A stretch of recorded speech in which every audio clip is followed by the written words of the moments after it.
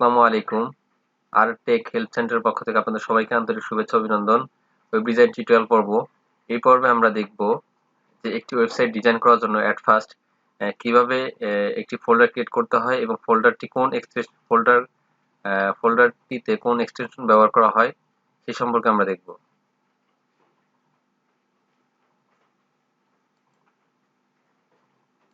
শুরু করা যাক। আমরা ডেস্কটপে এট ফার্স্ট একটা ফোল্ডার ক্রিয়েট করি।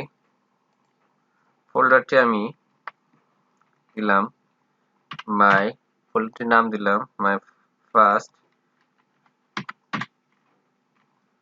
ওয়েবসাইট। ফোল্ডারটির নাম দিলাম মাই ফার্স্ট ওয়েবসাইট। ফোল্ডারটির ভিতরে আমরা ঢুকবো। ক্লিক করে ঢোকার পর মাউসের রাইট ক্লিক করব। রাইট ক্লিক করে নিউ অপশন থেকে আমরা এখান থেকে টেক্সট ডকুমেন্ট অপশনটিতে ক্লিক করব। এরপর আমরা HTML এর জন্য যে ফাইলটি ক্রিয়েট করব সেটি আমরা বিভিন্ন নাম দিতে পারি, তবে এখানে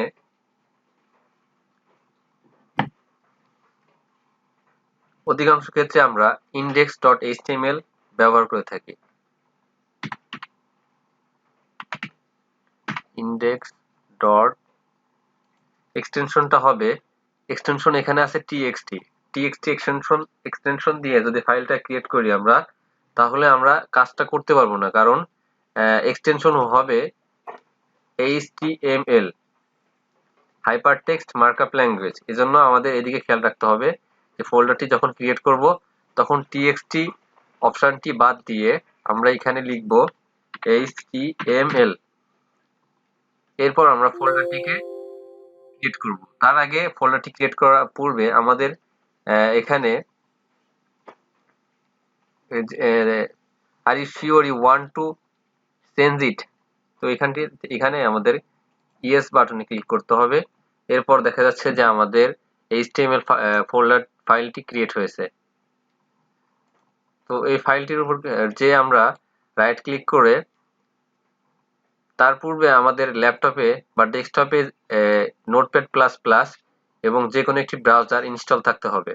তো যদি নোটপ্যাড প্লাস প্লাস সফটওয়্যারটি ইনস্টল করা থাকে, তো আমরা ফাইলটি ক্রিয়েট করার পর যখন ফাইলটির উপর যে রাইট ক্লিক করব, তখন দেখতে পাবো যে এডিট উইথ নোটপ্যাড নামে একটি অপশন আসবে। তো এখানে আমরা ক্লিক করব।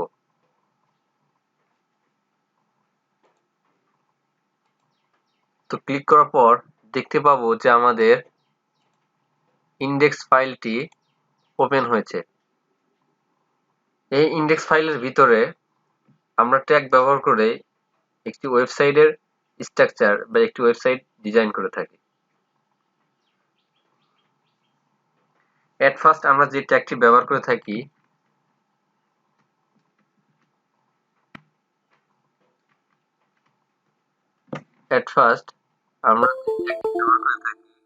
তা হলো doc type tag.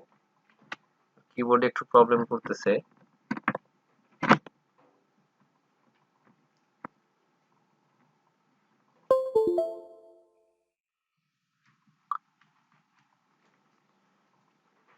Doc type. আরেকটা বিষয়, HTML কেস সেনসিটিভ ল্যাঙ্গুয়েজ না। এটি আপনি চাইলে বড় হাতের বা চাইলে ছোট হাতেও লিখতে পারেন, সেটা কোনো বিষয় না। তবে স্ট্যান্ডার্ড রুলস হলো ছোট হাতের অক্ষরে লেখাটা standard rules. Doc type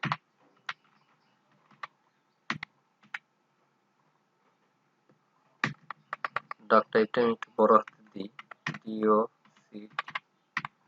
doc type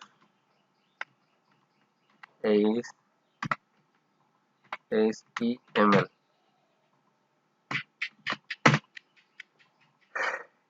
doc type HTML at first শুরু করার ক্ষেত্রে আমরা এটি দিয়ে থাকি। এটি হলো HTML5 এর একটি অংশ। তো এরপর আমরা যে ট্যাগটি লিখব সেটি হলো HTML এর বিগিনিং ট্যাগ, শুরুর ট্যাগ HTML এবং HTML এর এন্ডিং ট্যাগ HTML। তো এইভাবে আমাদেরকে HTML এর মধ্যে কাজ করার জন্য শুরুর ট্যাগ এবং শেষ ট্যাগ, এটি হচ্ছে একটি ডবল ট্যাগ। ডবল ট্যাগে আমরা ডবল ট্যাগের ক্ষেত্রে আমরা বিগিনিং ট্যাগটাকে এভাবে শুরু করে থাকি এবং এন্ডিং ট্যাগটাকে শুরু করে থাকি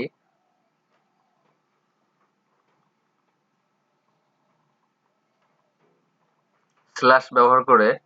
তারপর যে ট্যাগটি সেই ট্যাগের নাম দিয়ে আমরা এন্ডিং ট্যাগটি ব্যবহার করে থাকি। তো HTML ট্যাগ লিখলাম, এরপরে এর মধ্যে আমাদের আরো কিছু ট্যাগ লিখতে হবে HTML। এরপরে আমাদের যে ট্যাগটি লিখতে হবে সেটি হলো হেড, অর্থাৎ ওয়েবসাইটে যে হেডের অংশ, এই হেডের অংশের জন্য আমাদেরকে হেডিং ট্যাগ লিখতে হবে।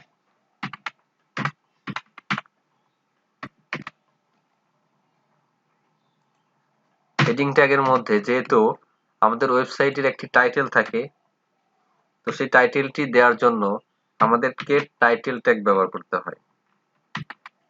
টাইটেল,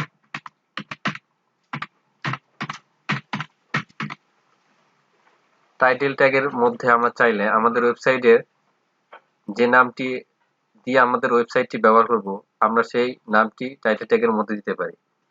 যেমন আমি এখানে দিলাম www.artech.com।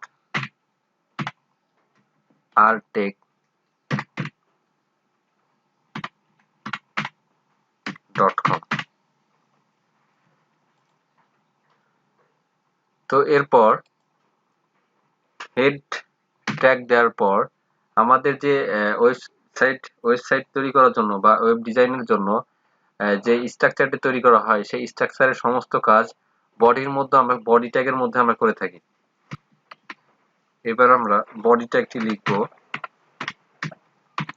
Body beginning, body ending.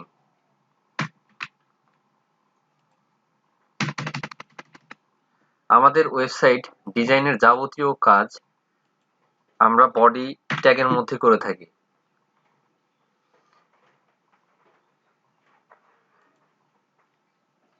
এরপর আমরা চাইলে এর মধ্যে যদি কোনো প্যারাগ্রাফ, আমার ওয়েবসাইটে কোনো প্যারাগ্রাফ দিতে চাই, প্যারাগ্রাফের ক্ষেত্রে আমাদের যে ট্যাগটি ব্যবহার করে থাকি সেটি হলো প্যারাগ্রাফের জন্য পি ট্যাগ ব্যবহার করে থাকি,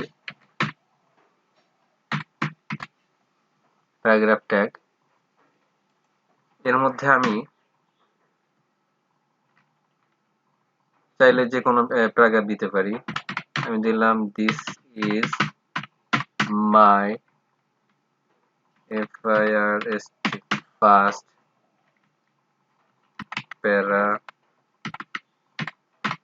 this is my first paragraph. এখন আমরা যদি এটিকে সেভ করে রান করি, দেখতে পাবো ব্রাউজারে এই যে আমাদের যে প্যারাগ্রাফটি আমরা দিয়েছিলাম যে this is my first paragraph, তো আমরা রান করার পরে দেখতে পাচ্ছি যে আমাদের ব্রাউজারে this is my first paragraph show করছে। এর মধ্যে আমরা এভাবে আরো অনেক ট্যাগ আছে যে ট্যাগগুলো ব্যবহার করে আমরা ওয়েবসাইটকে ডিজাইন করে থাকি। তো এই ট্যাগগুলো আমরা চাইলে গুগল সোর্স কোড থেকে আমরা সংগ্রহ করে নিতে পারি, বা আমি একটা ভিডিও তৈরি করব এই ট্যাগগুলো সম্পর্কে। তো আপনাদের ডেসক্রিপশন লিস্টে সেই ভিডিওর লিংকটা দিয়ে দেবো, আপনারা দেখে নেবেন। তো এর মধ্যে আমরা চাইলে হেডিং ইউজ করতে পারি। হেডিং এর জন্য 6টা ট্যাগ আছে।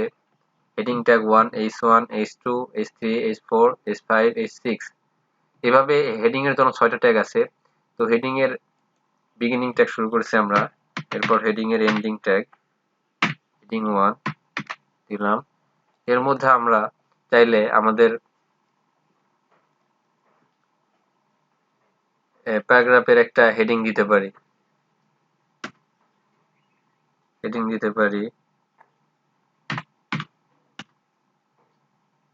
it is our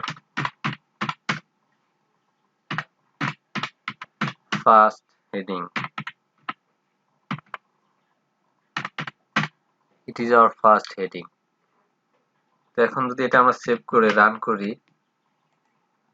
রান করলে দেখতে পাবো, এই যে আমাদের হেডিংটা চলে আসছে।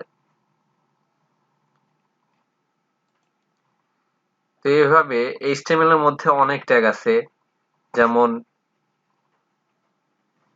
আমরা যদি এই প্যারাগ্রাফটাকে বোল্ড করতে চাই, সেই জন্য আমাদের HTML যে ট্যাগটি ব্যবহার করে থাকি,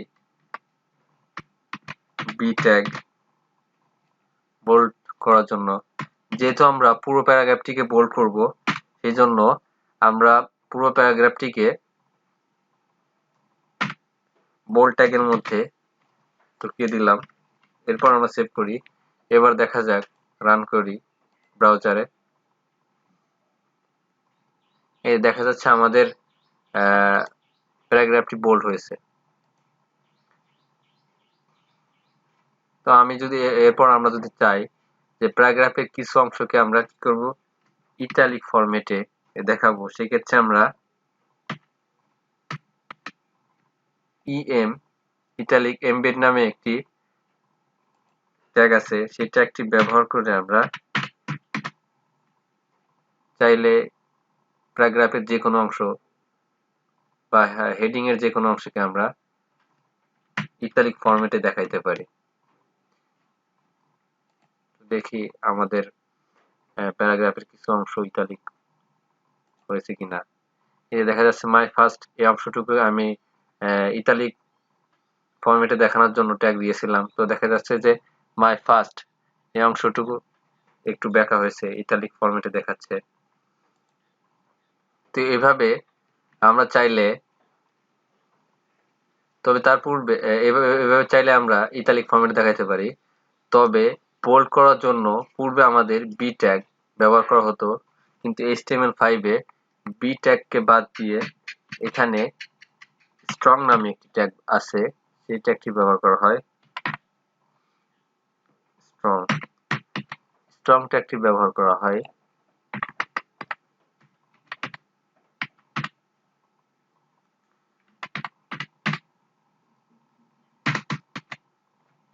স্ট্রং ট্যাগটি ব্যবহার করে HTML5 এ বোল্ড করা হয়। দেখা যাচ্ছে আমাদের এই চেঞ্জ করার পরেও, ট্যাগ চেঞ্জ করার পরেও দেখা যাচ্ছে আমাদের প্যারাগ্রাফটি কোনো পরিবর্তন হয় নাই, বোল্ড ফরম্যাটেই আছে। কারণ HTML5 এ বি ট্যাগ এর ব্যবহার পরিবর্তে স্ট্রং ট্যাগটি ব্যবহার হয়ে থাকে। এরপর চাইলে আমরা যদি একটি ইমেজকে ওয়েবসাইটে আনতে চাই, সেক্ষেত্রে আমাদের যে একটি ইমেজ আমাদের ব্রাউজারে দেখাতে চাই, আমাদের ওয়েব পেজে যদি আমাদের একটি যদি আমরা একটি ইমেজ দেখাতে চাই, সেক্ষেত্রে ইমেজের জন্য যে ট্যাগটি ব্যবহার করতে হয় সেটি হলো img একটি সিঙ্গেল ট্যাগটি ব্যবহার করে আমরা ইমেজ বা যে কোনো পিকচারকে আমরা ওয়েবসাইটে দেখাতে পারি। তো এর জন্য আমাদের যে ইমেজের যে লোকেশনটা আছে বা ইমেজের যে পাথটা আছে, এর জন্য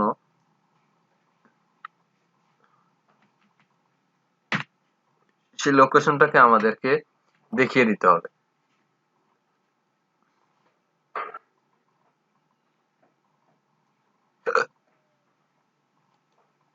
তো আমি আমার এই ফোল্ডারে একটি ইমেজ আমার ডেস্কটপ থেকে কপি করে নিয়ে আসি।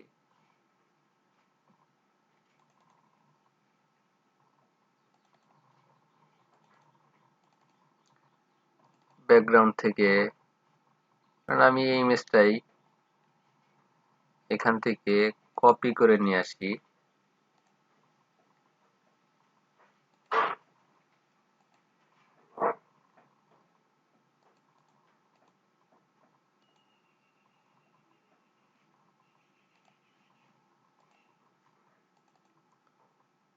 কপি করে নিয়ে এসে এবার আমার ওয়েব ডিজাইনের জন্য যে ফোল্ডারটি ক্রিয়েট করেছি সেই ফোল্ডারে পেস্ট করে দিই।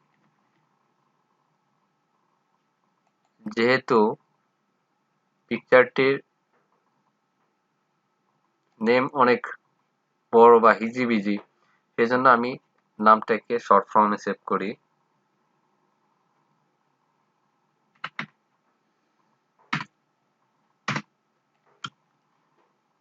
তো এটি আমার ইমেজটি, আমরা যে প্রজেক্ট ফোল্ডার ক্রিয়েট করেছি সেই প্রজেক্ট ফোল্ডারের মধ্যে ইমেজটি পেস্ট করেছি কপি করে। তো এখন আমি ইমেজের যে নামটা দিয়েছিলাম ঠিক সেই নাম, ইমেজের যে আমরা ট্যাগটা নিয়েছি সেই ট্যাগের সোর্স এসআরসি বা লোকেশন, সেই লোকেশনটাকে আমরা দেখিয়ে দেব। জেপিজি। এবার আমরা সেভ করি। সেভ করার পরে দেখা যাক যে আমাদের ইমেজটি ব্রাউজারে শো করে কিনা। এই যে দেখা যাচ্ছে যে আমরা ইমেজটি সফলভাবে ব্রাউজারে আনতে পেরেছি।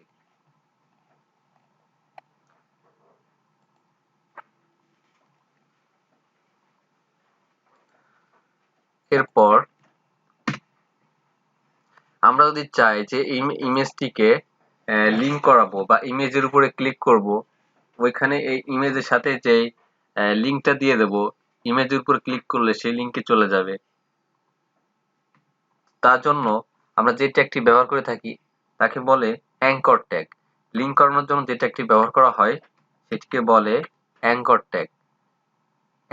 অ্যাঙ্কর ট্যাগ হচ্ছে একটি ডাবল ট্যাগ। অ্যাঙ্কর ট্যাগটি লেখা হয় এ দিয়ে, এরপর href দিয়ে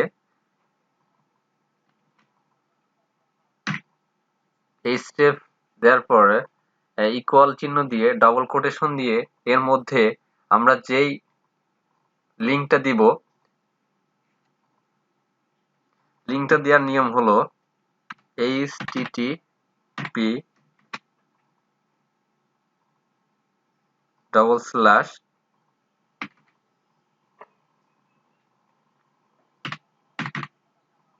আমি যদি এখানে google.com দিই,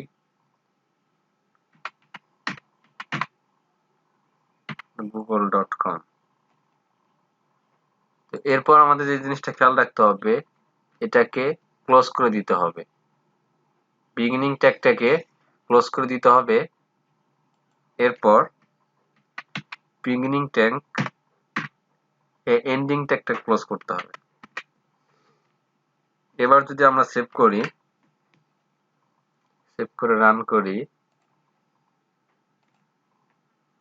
এবার দেখেন যে যখন আমি ইমেজটির উপর ক্লিক করেছি, ঠিক স্ক্রিনের বাম পাশে নিচেই দেখেন google.com নামে অপশন চলে আসছে। তো যখন আমি ইমেজটিতে ক্লিক করব, যেহেতু আমার সার্ভারের সাথে অনলাইনের সাথে সংযোগ নাই, সেজন্য google.com প্রবেশ করে নাই। তো দেখেন নতুন ট্যাব ওপেন হয়ে google.com আসছে। তো এভাবে চাইলে আমরা ইজিলি একটি ইমেজকে ব্রাউজারে আনতে পারি। তো যেহেতু ভিডিওটি অনেক বড় হয়েছে, তো ভিডিওটি আর বড় করতে চাই না। আমরা আগামী পর্বে দেখব HTML এর আরো অন্যান্য যে কাজগুলো আছে সেই কাজগুলো আমরা বিস্তারিত দেখবো ইনশাআল্লাহ। সবাইকে ধন্যবাদ ভিডিওটি দেখার জন্য। আসসালামু আলাইকুম।